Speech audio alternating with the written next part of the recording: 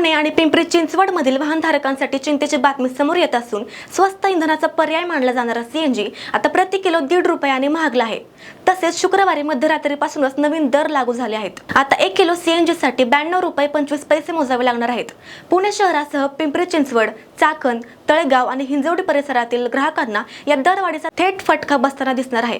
Maharashtra natural gas लिमिटेडने स्पष्ट केले की जागतिक स्तरावर नैसर्गिक वायूच्या किमती वाढल्याने आणि डॉलरच्या तुलनेत रुपयाचे दर घसरल्याने हे बदल करणे आवश्यक आहे। दरम्यान दिलासादायक बाब म्हणजे घरगुती पीएनजीच्या किमतीत कोणतीही वाढ करण्यात आलेली नाही। MNGLच्या मते दर वाढले असले तरी पेट्रोल डिझेलच्या तुलनेत सीएनजी अजूनही परवडणार आहे।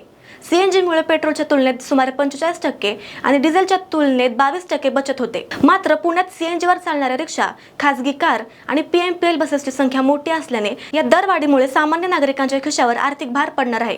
विशेषतः रिक्षा चालकांमध्ये आता चिंतेचे वातावरण असून आगामी काळात रिक्षाचे भाडे वाढणार का असा प्रश्न उपस्थित होतो।